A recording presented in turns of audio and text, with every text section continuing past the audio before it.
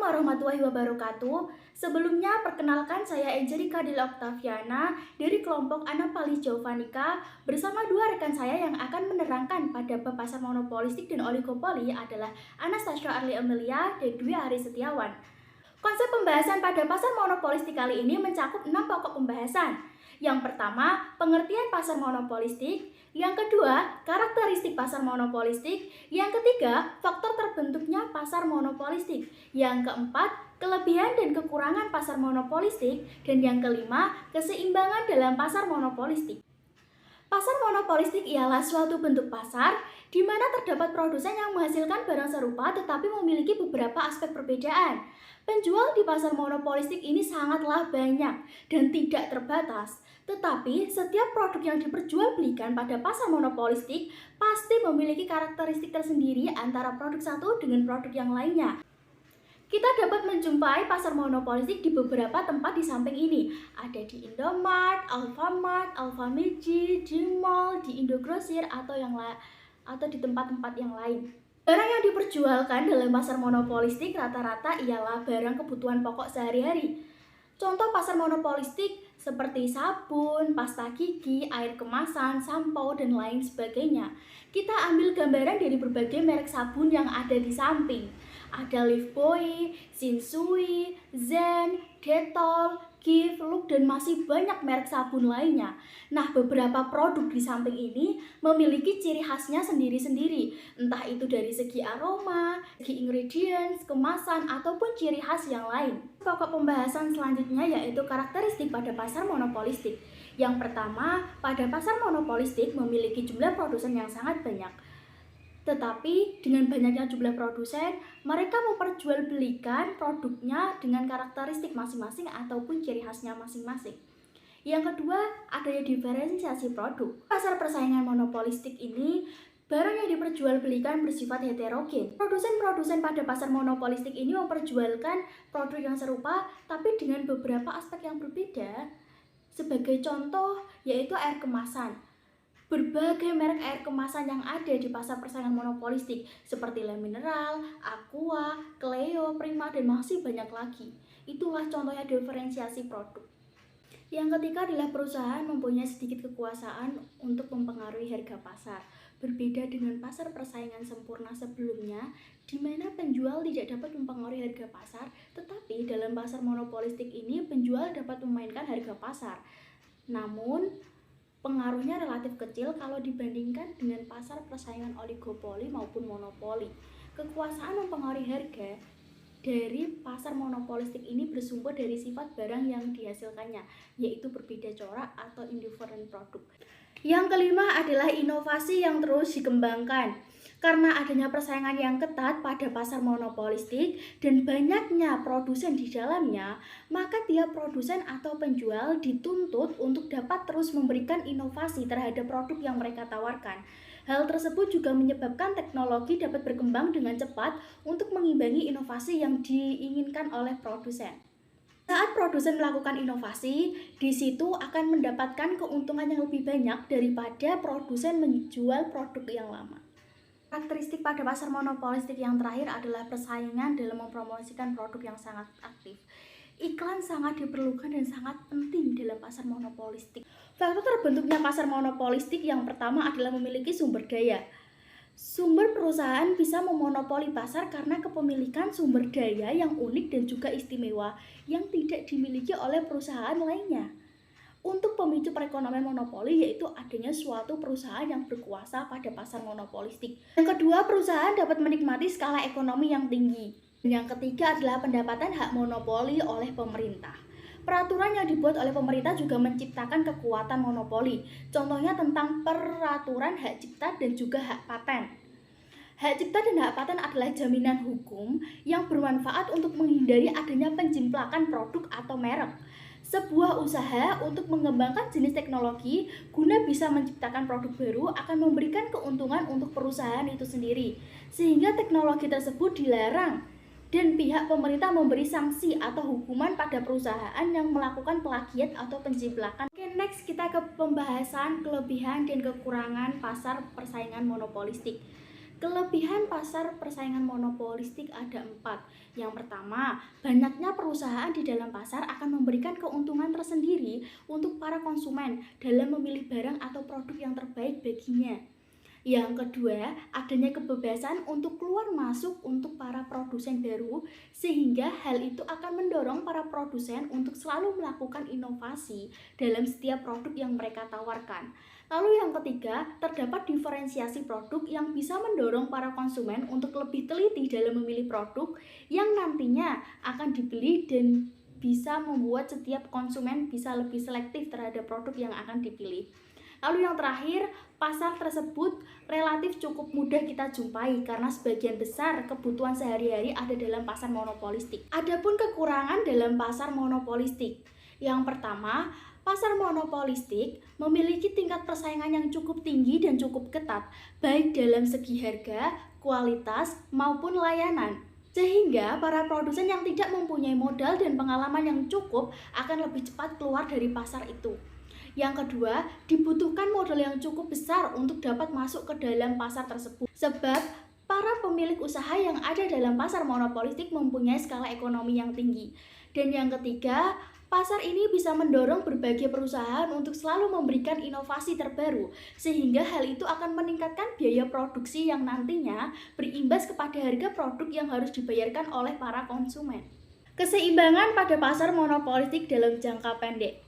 Memaksimalkan keuntungan dalam jangka pendek.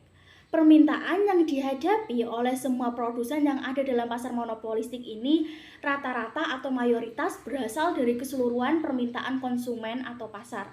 Keuntungan yang maksimal dapat diperoleh jika produsen terus memproduksi barang-barang yang disediakan hingga pada tingkat tersapainya MC sama dengan MR. Dalam hal itu, perusahaan atau produsen akan memperoleh laba maksimum dalam jangka waktu yang pendek.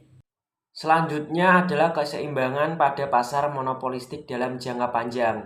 Dengan adanya keuntungan yang melebihi batas rata-rata akan menyebabkan perkembangan produsen di dalam pasar, sehingga setiap produsen yang ada di dalam pasar harus siap menghadapi permintaan yang semakin sedikit di berbagai tingkatan harga.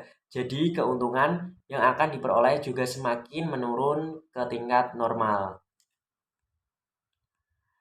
Di dalam pasar persaingan monopolistik terdapat ketidakefisienan.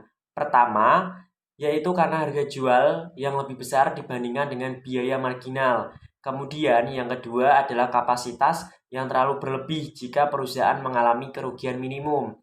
Maka mereka akan keluar dari pasar tersebut, sehingga jumlah produsen atau penjual yang ada di dalam pasar akan semakin berkurang dan jumlah permintaan yang didapatkan oleh produsen yang masih ada akan semakin meningkat. Dengan keluarnya produsen-produsen tadi dari pasar, maka hal itu akan terus berlangsung sampai produsen memperoleh keuntungan yang normal.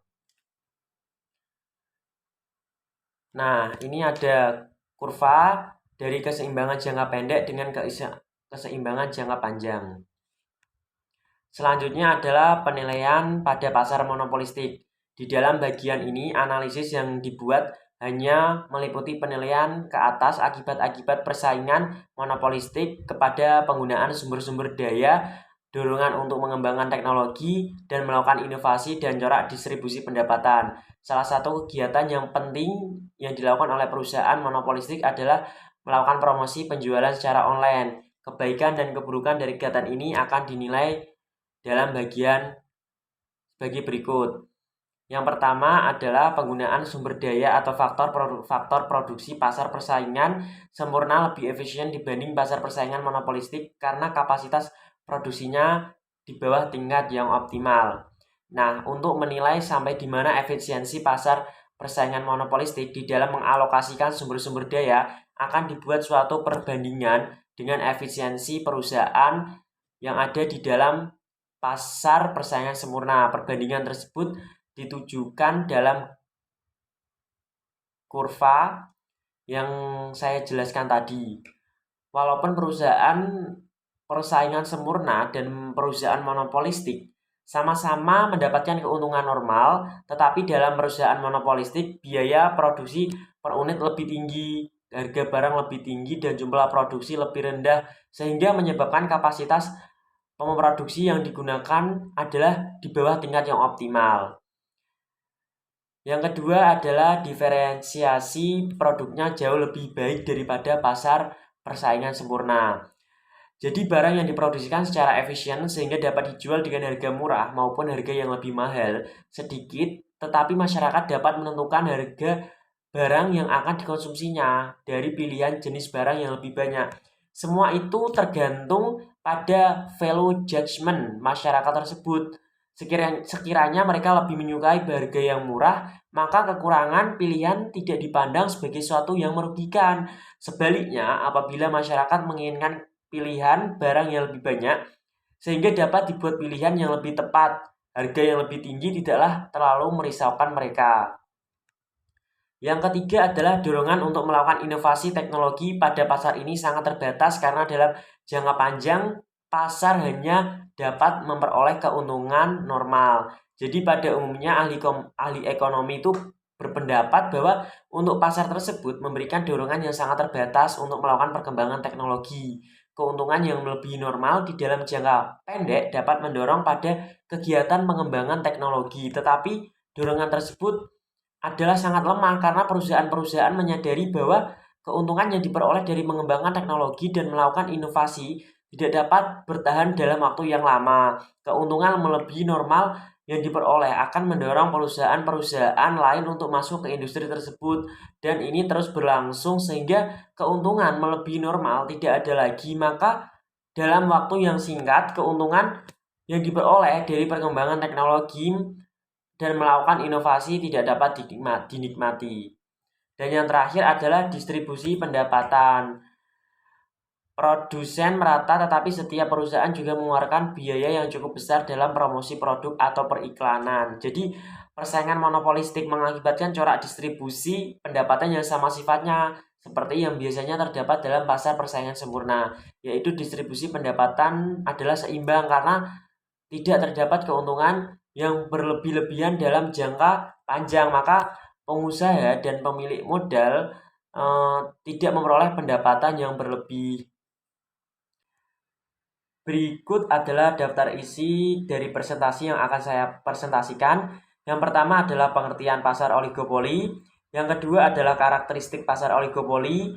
Yang ketiga adalah faktor terbentuknya pasar oligopoli. Yang keempat adalah hubungan antara perusahaan dalam pasar oligopoli. Yang kelima adalah jenis-jenis pasar oligopoli.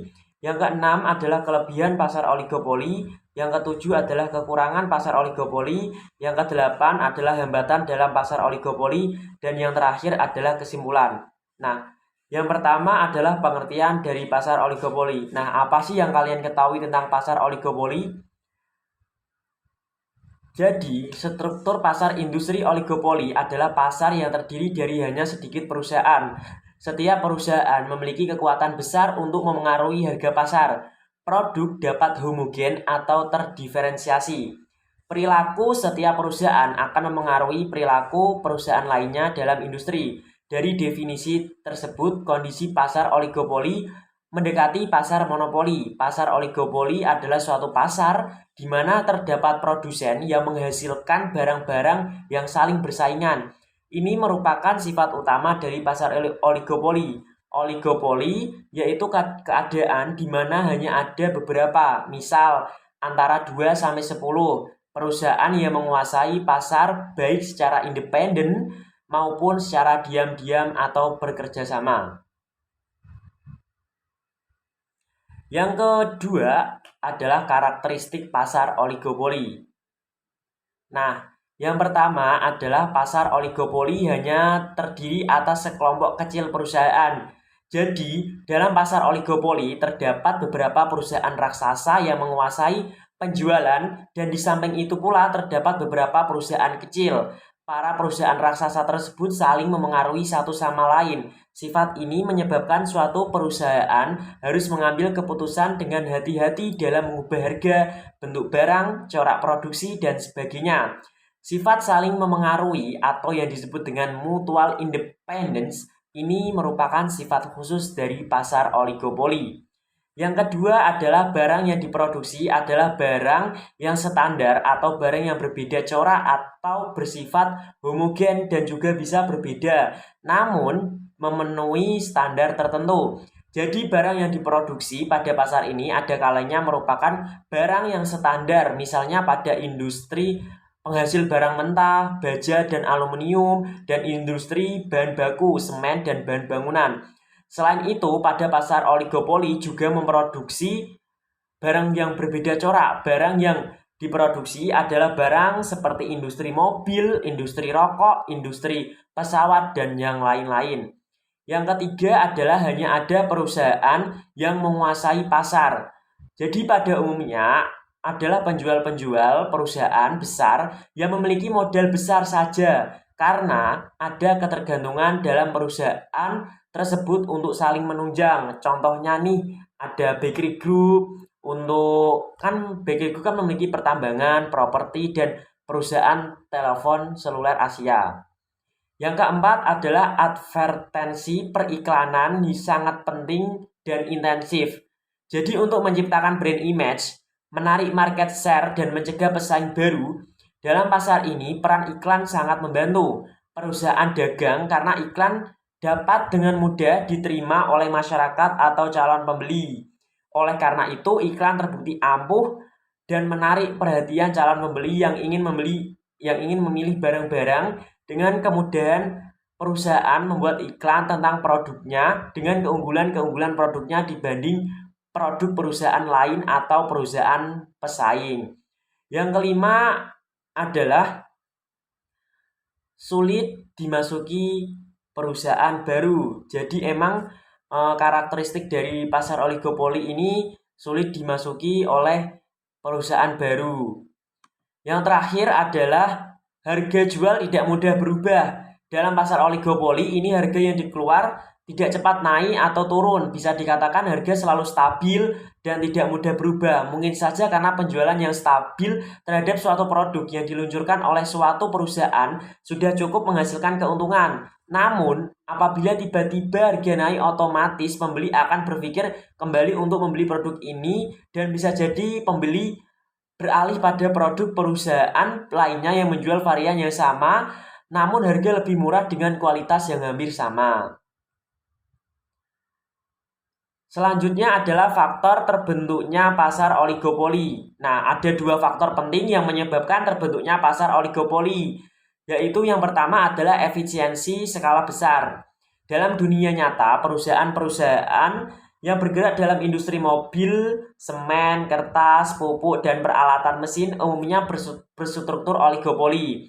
Teknologi padat modal atau yang bisa disebut dengan kapital intensif yang dibutuhkan dalam proses produksi menyebabkan efisiensi biaya rata-rata minimum baru tercapai bila output diproduksi dengan skala sangat besar. Dalam industri mobil, untuk satu jenis skala efisiensi baru tercapai jika produksi mobil minimal 50.000 sampai 100.000 unit per tahun. Bila perusahaan memproduksi 3 jenis mobil saja, output minimal seluruhnya antara 200.000 sampai 300.000 unit per tahun. Selanjutnya, bila biaya produksi per mobil puluhan juta rupiah, maka dana yang dibutuhkan untuk memproduksi sebanyak ratusan miliar rupiah per tahun. Jika dihitung dengan biaya investasi awal, maka perusahaan yang ingin memasuki industri mobil harus menyiapkan dana triliunan rupiah. Keadaan tersebut merupakan hambatan untuk masuk barriers to entry bagi perusahaan-perusahaan pesaing. Tidak mengherankan jika dalam pasar oligopoli hanya sedikit produsen. Yang kedua adalah kompleksitas manajemen. Berbeda dengan struktur pasar lainnya, pasar persaingan sempurna, monopoli, dan pasar persaingan monopolistik. Struktur pasar oligopoli ditandai dengan kompetisi harga dan non-harga. Perusahaan juga harus cermat memperhitungkan setiap keputusan agar tidak menimbulkan reaksi yang merugikan dari perusahaan pesaing. Karena itu, di dalam industri oligopoli, kemampuan keuangan yang besar saja tidak cukup sebagai modal untuk bertahan dalam industri. Perusahaan juga harus memiliki kemampuan manajemen yang sangat baik agar mampu bertahan dalam struktur industri yang persaingannya begitu kompleks. Tidak hanya perusahaan yang memiliki kemampuan tersebut, sehingga dalam pasar oligopoli akhirnya hanya terdapat sedikit produsen. Selanjutnya adalah hubungan antara perusahaan dalam pasar oligopoli. Ada dua macam bentuk hubungan antara perusahaan yang terdapat di dalam pasar oligopoli. Yang pertama adalah oligopoli dengan kesepakatan atau yang bisa disebut dengan kolusif oligopoli. Kesepakatan antara perusahaan dalam pasar oligopoli biasanya berupa kesepakatan harga dan produksi. Kesepakatan ini kadang disebut sebagai kolusi atau kartel, dengan tujuan menghindari perang harga yang akan membawa kerugian bagi masing-masing perusahaan pada kondisi tertentu. Nah, contohnya adalah kesepakatan produksi dan harga pada OPEC. Bentuk persepakatan ini biasanya mengatur tentang banyaknya jumlah produksi yang boleh dihasilkan oleh masing-masing perusahaan. Berikut dengan harganya sama juga. Kesepakatan dalam jumlah produksi dapat berupa pembagian secara merata, yaitu pembagian produksi yang didasarkan pada banyaknya jumlah permintaan efektif di pasar terhadap jumlah perusahaan yang menghasilkan produksi yang sama. Yang kedua adalah oligopoli tanpa kesepakatan atau yang biasa disebut dengan non-kolusif oligopoli. Persaingan antara perusahaan dalam pasar oligopoli biasanya berupa perbedaan harga dan jumlah produk yang dihasilkan. Perbedaan harga dan jumlah produksi bisa saling berhubungan positif timbal balik, dilakukan dalam rangka ingin mendapatkan jumlah pembeli yang lebih banyak dari sebelumnya. Nah, terdapat beberapa hal yang mungkin terjadi dalam pasar persaingan ini sehubungan dengan tingkat harga dan jumlah produksi, yaitu sebagai berikut. Yang pertama adalah bila terdapat satu perusahaan yang mencoba memperbanyak jumlah produksinya agar harga jual produknya relatif lebih murah dibandingkan dengan pesaingnya, maka biasanya langkah ini akan diikuti oleh pesaing dengan menurunkan harga jual produknya. Yang kedua adalah bila satu perusahaan mulai menurunkan harga jual produknya tanpa menambah jumlah produksinya dengan maksud untuk menguasai pangsa pasar, maka langkahnya akan diikuti oleh perusahaan lain, baik dengan cara menurunkan harganya semata atau menurunkan harga dengan cara menjual lebih banyak produknya di pasar. Yang ketiga adalah bila satu perusahaan menaikkan harga jual produknya baik dengan cara langsung pada penurunan harga ataupun dengan cara mengurangi jumlah produksinya, maka perusahaan lain relatif tidak akan mengikutinya. Jenis-jenis pasar oligopoli. Yang pertama adalah pasar oligopoli murni. Jenis ini merupakan praktek oligopoli di mana barang yang diperdagangkan merupakan barang yang bersifat identik. Misalnya praktek oligopoli pada produk air mineral. Yang kedua adalah pasar oligopoli pembedaan. Pasar ini merupakan suatu bentuk praktek oligopoli di mana barang yang diperdagangkan dapat dibedakan. Misalnya pasar sepeda motor Indonesia yang dikuasai oleh beberapa merek terkenal seperti Honda, Yamaha, dan Suzuki. Yang selanjutnya adalah kelebihan pasar oligopoli. Yang pertama adalah memberi kebebasan memilih bagi pembeli. Pasar oligopoli ini sangat memberikan kebebasan terhadap pemilihan produk secara umum. Pembeli memperkirakan akan lebih baik membeli produk yang mana yang dibutuhkan dan yang mana yang mampu memenuhi kebutuhan. Jadi, para pembeli tidak akan ditawarkan dengan agresif oleh perusahaan dalam pasar ini. Namun, pembelilah yang menentukan akan membeli produk dari perusahaan yang mana. Yang kedua adalah mampu melakukan penelitian dan pengembangan produk.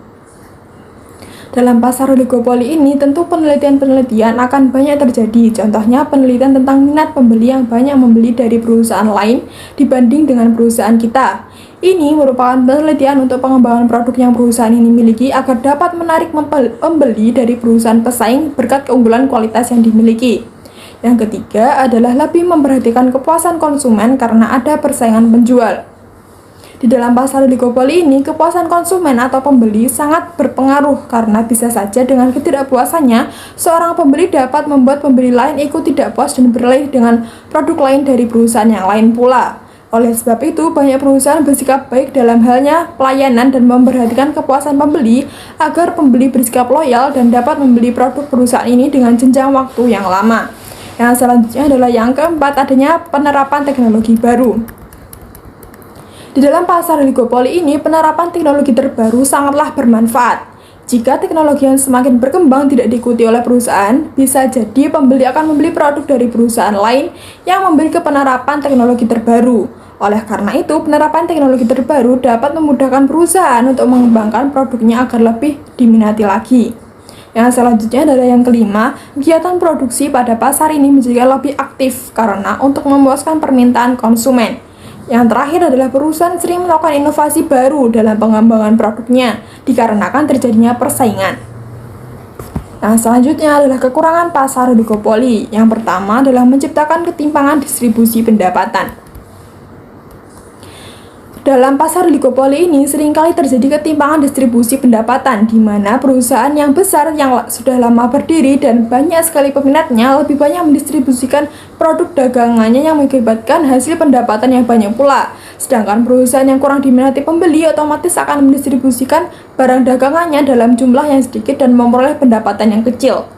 Yang kedua adalah harga yang stabil dan terlalu tinggi bisa mendorong tingginya inflasi. Di dalam pasar oligopoli ini, harga sangat bergantung. Terkadang, harga yang mahal itu menggambarkan kualitas yang bagus, pun belum tentu banyak peminatnya. Oleh karena itu, perusahaan yang berkecimpung dalam usaha ini sangat jarang menaikkan harga, itu pun jika naik hanya sedikit dan tidak berpengaruh terhadap minat pembeli, sehingga jauh untuk terjadinya inflasi. Yang ketiga adalah bisa timbul pemborosan biaya produksi apabila ada kerjasama antar oligopolis karena semangat bersaing yang kurang. Di dalam pasar oligopoli ini timbul pemborosan akibat biaya produksi yang besar namun pemasukan tidak seimbang. Ini diakibatkan perusahaan yang kurang peminat bekerjasama dengan perusahaan oligopolis lainnya yang juga kurang peminat untuk bersaing dengan perusahaan pemimpin pasar. Mengapa bisa boros? Karena biasanya dua perusahaan yang mempunyai satu produk kerjasama akan menimbulkan sedikit penghasilan namun biaya produksi yang sama, akibatnya biaya produksi dan penghasilan perusahaan tersebut goyah dan bisa mengakibatkan pemborosan. Yang selanjutnya adalah bisa timbul eksploitasi terhadap pembeli dan pemilik faktor produksi. Di dalam pasar oligopoli ini timbul eksploitasi terhadap pembeli dan pemilik faktor produksi. Ini dikarenakan minat pembeli yang cenderung memihak terhadap pemimpin pasar yang mengakibatkan faktor produksi perusahaan yang baru memulai eksistensinya kurang minat dari pembeli. Yang terakhir adalah sulit ditembus atau dimasuki perusahaan baru. Dalam pasar oligopoli ini, sulit untuk perusahaan lain bergabung dalam usaha karena minat pembeli yang tinggi terhadap pimpinan pasar sehingga sangat sulit untuk perusahaan baru untuk berkembang karena kurangnya peminat dari pembeli. Yang selanjutnya adalah hambatan dalam pasar oligopoli. Biasanya perusahaan yang bermain dalam persaingan oligopoli adalah perusahaan yang telah mapan, baik dari segi pengalaman, modal, sumber daya, baik manusia dan bahan baku, serta teknologi. Oleh karena itu, untuk persaingan oligopoli ini agaknya sukar bagi perusahaan baru untuk memasukinya, terutama pada persaingan yang di dalamnya terdapat kesepakatan ataupun kartel. Adapun hambatan-hambatan itu diantaranya adalah sebagai berikut. Yang pertama adalah skala ekonomis. Perusahaan yang telah lama berproduksi dan beroperasi relatif lebih memiliki kesempatan untuk menikmati skala ekonomis karena untuk memperbesar produksinya, perusahaan tersebut cukup menambah dari produksi yang sudah ada sehingga sangat memungkinkan untuk menurunkan biaya produksi dan relatif akan mampu menjual produksinya dengan harga yang relatif lebih murah bila dibandingkan para pendatang baru. Nah, selanjutnya yang kedua adalah ongkos produksi yang berbeda. Perusahaan bisa menurunkan biaya produksi dan beroperasi dengan membuka kapasitas produksi baru daripada tetap menggunakan kapasitas yang lama dan seterusnya. Sementara bagi perusahaan baru, hal itu dilakukan karena harus mengeluarkan biaya segala macam biaya yang tidak disertai dengan produksi langsung, misalnya biaya pendidikan karyawan agar menjadi terampil. Yang selanjutnya adalah keistimewaan hasil produksi. Bagi perusahaan yang telah lama berdiri dan sama lamanya dengan produk yang dihasilkan menyebabkan produk tersebut menjadi dikenal masyarakat dan menciptakan konsumen yang loyal pada produknya. Selain itu, berhubung dengan tingkat kerumitan produk yang dihasilkan membuat produk baru haruslah dengan cermat dan hati-hati mempelajarinya, sehingga membutuhkan waktu yang lama, sementara bagi produsen lama hal tersebut adalah hal biasa. Selanjutnya, keistimewaan lain adalah bahwa perusahaan lama menghasilkan produk yang berfungsi sama, akan tetapi disesuaikan dengan tingkatan pemakainya. Yang selanjutnya adalah kesimpulan. Istilah oligopoli berarti beberapa penjual. Beberapa penjual dalam konteks ini maksudnya di mana penawaran satu jenis barang dikuasai oleh beberapa perusahaan. Beberapa dapat berarti paling sedikit 2 dan paling banyak 10-15 perusahaan. Pasar oligopoli merupakan suatu struktur pasar di mana hanya terdapat beberapa produsen yang menghasilkan barang-barang yang bersaing. Jika pasar oligopoli hanya terdiri dari 2 perusahaan saja, maka disebut duopoli. Dalam oligopoli, setiap perusahaan memposisikan dirinya sendiri sebagai bagian yang terikat dengan permainan pasar, di mana keuntungan yang mereka dapatkan tergantung pada tindak tanduk pesaing mereka, sehingga semua usaha promosi, iklan, pengenalan produk baru, perubahan harga, dan sebagainya dapat dilakukan dengan tujuan untuk menjauhkan konsumen dari pesaing mereka.